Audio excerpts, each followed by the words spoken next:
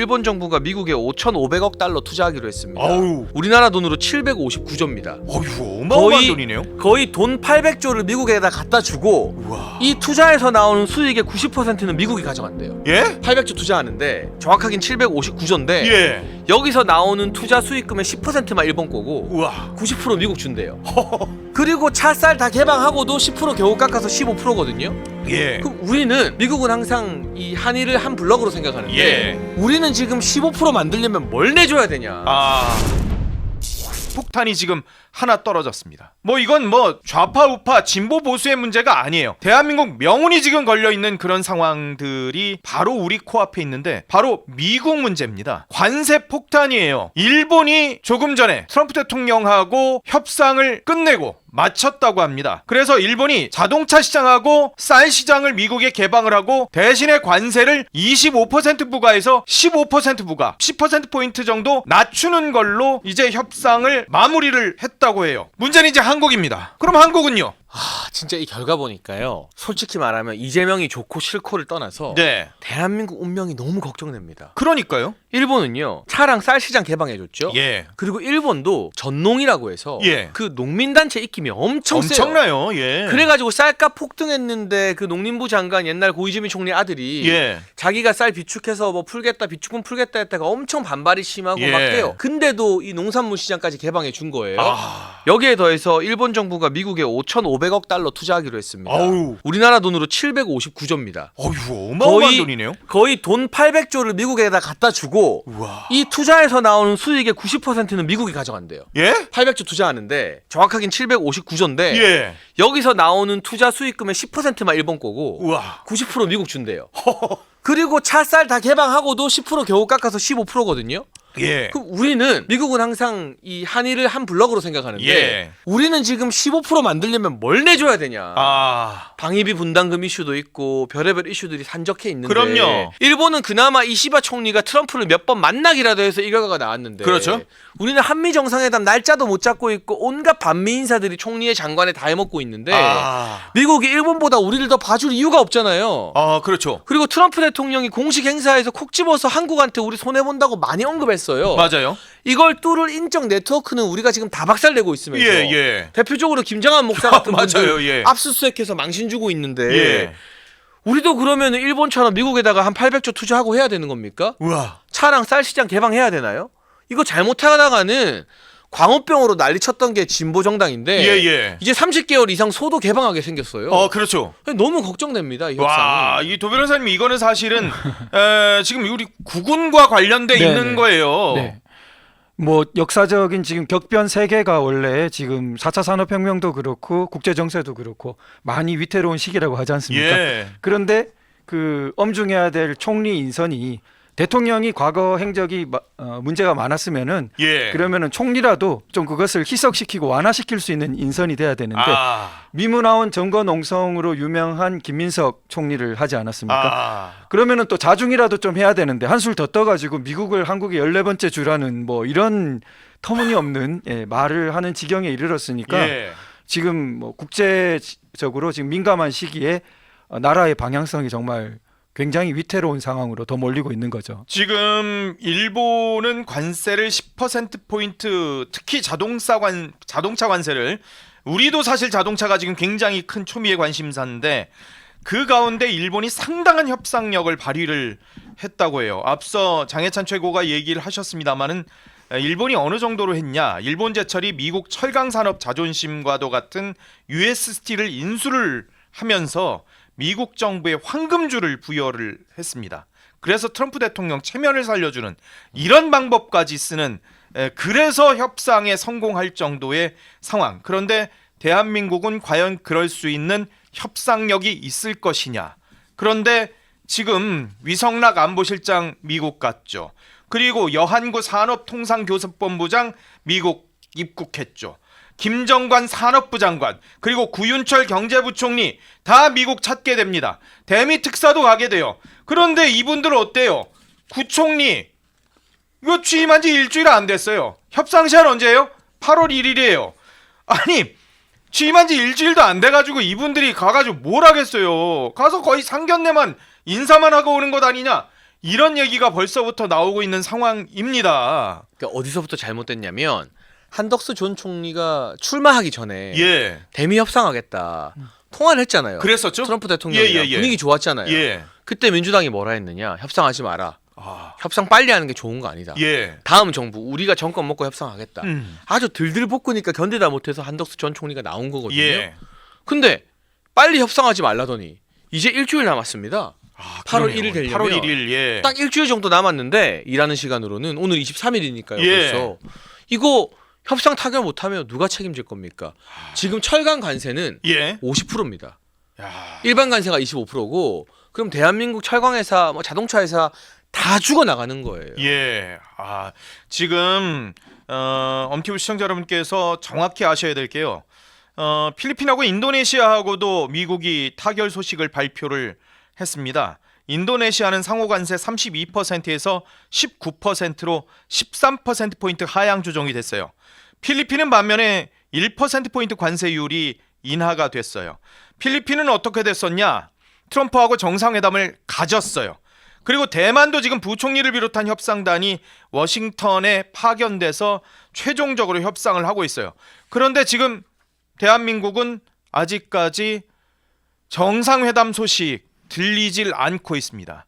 주한 미 대사가 지금 우리한테 아그레망 요청을 했다.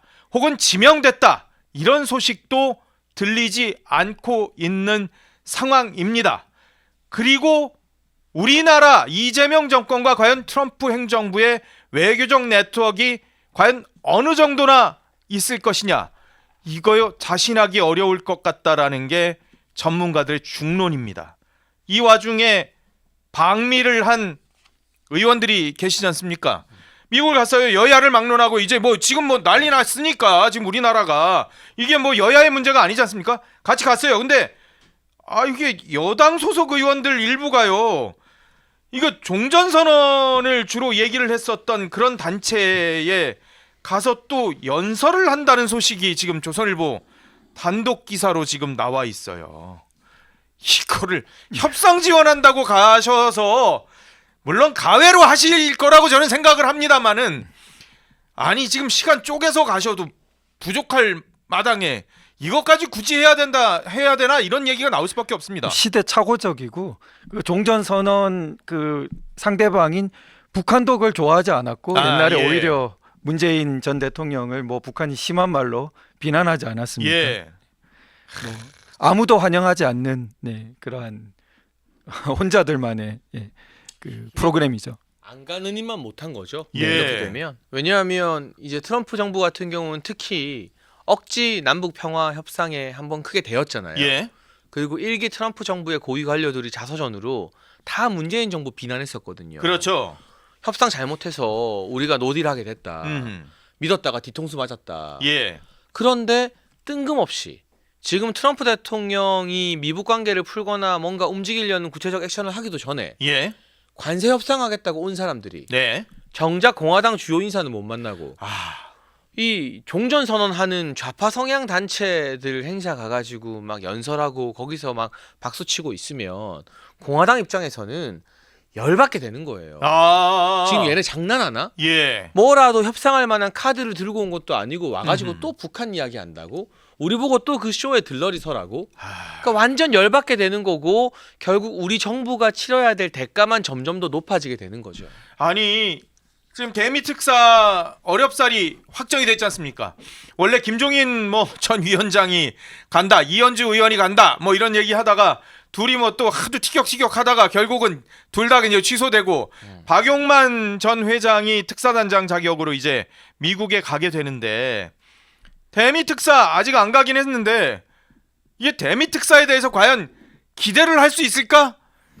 이게 대미 특사라는 게 우리 세금으로 가는 거지 않습니까? 그냥 개인 돈으로 가는 거 아니에요.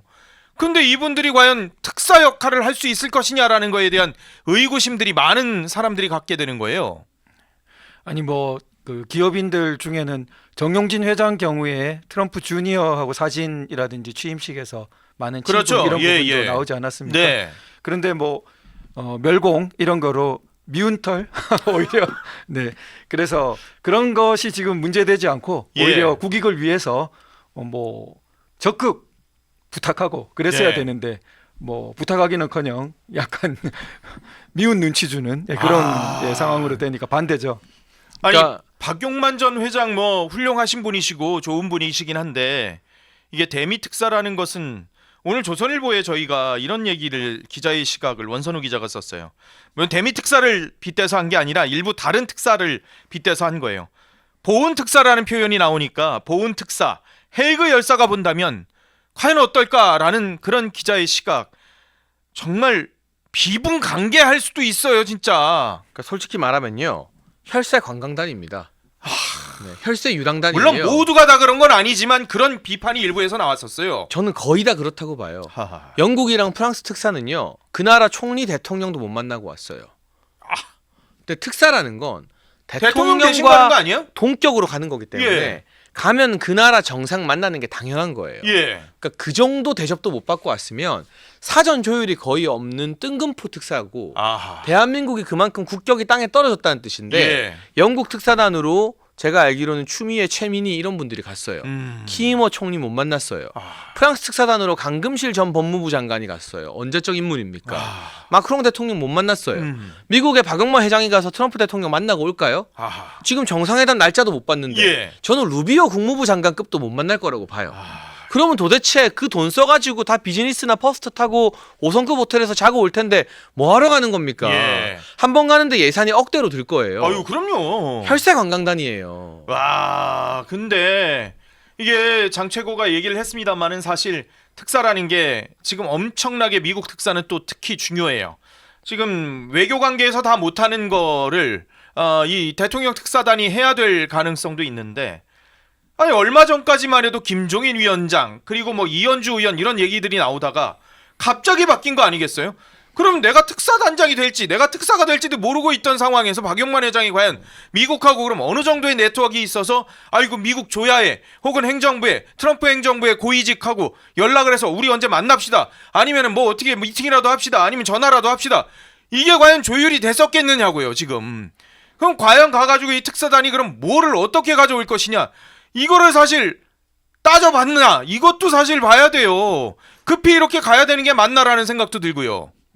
국익을 진짜 생각했었다면 뭐 특검 이런 위세를 부리면서 기독교계의 큰 어른들 목사님들을 이렇게 압수수색하는 그런 일을 벌이지 않았겠죠. 지금 민감한 이런 미국과의 협상에서 얼마나 중요한 물밑 채널이 될 수 있겠습니까? 그 두 분이 한 분은 뭐 이게 뭐 트럼프 대통령하고 막역한 네네. 상황 그리고 또 다른 분도 트럼프 주니어가 네. 순복음교회 와가지고 네네. 간증 집회할 정도의 상황들이었는데요. 그러니까요. 네. 오히려 이거는 사실은 지금 국익과는 별 관계없이 쇼 어떤 보여주기 이런 거로 많이 가 있다고 우리가 뭐 평가할 수밖에 없는 거죠. 근데 사실 기업인을 특사단장으로 보낼 거면 앞서 우리 변호사님도 말씀해 주셨지만 이재명 대통령이 정용진 회장 바지가랑이라도 붙잡아야 되는 예. 상황이에요. 왜냐?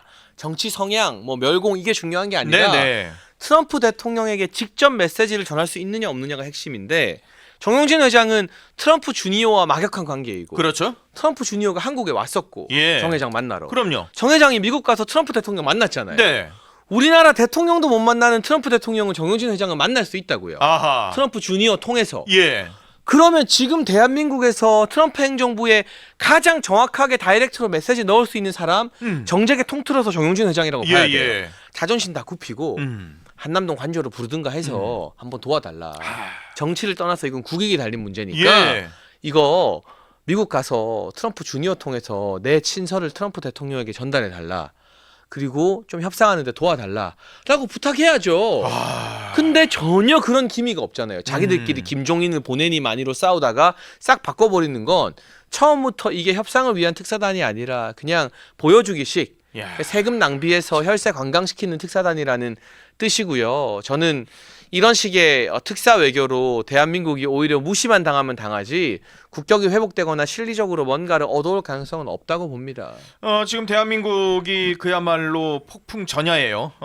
이 미국 문제 대미 문제는 뭐 전 세계가 다 겪고 있는 거지만 대한민국은 지금 특별하게 더 지금 껴있는 상황이지 않습니까? 미국이 계속해서 지금 이거 이재명 정권 친중인 것 같은데 이재명 쉐쉐 지금 이거에 대한 낙인들이 너무나 많이 찍혀져 있는 그런 상황들. 근데 미국은 중국을 지금 계속해서 견제해야 되는 상황. 거기에 지금 우리가 중심에 서 있기 때문에요. 이거를 어떻게 미국하고 잘 해결해야 될지 답이 보이질 않는 상황들이거든요. 이걸 과연 이재명 정권이, 이재명 대통령이 풀어낼 수 있을 것이냐. 이거 참 어려운 문제입니다. 이거 이재명이 아니라 누구라도 사실 어려운 문제예요. 그런데 이 정권이 이렇게 탄생했으니까 그럼 여기서라도 최선을 다해야 되는데 이 최선을 다해 줄 수 있을지 참 이게 우리나라 대통령이고 대한민국 대통령이기 때문에 응원해야 되거든요. 근데 정말 참 이게 쉽지 않을 것 같다라는 생각이 들어요. 굉장히 어려운 상황인 것 같습니다.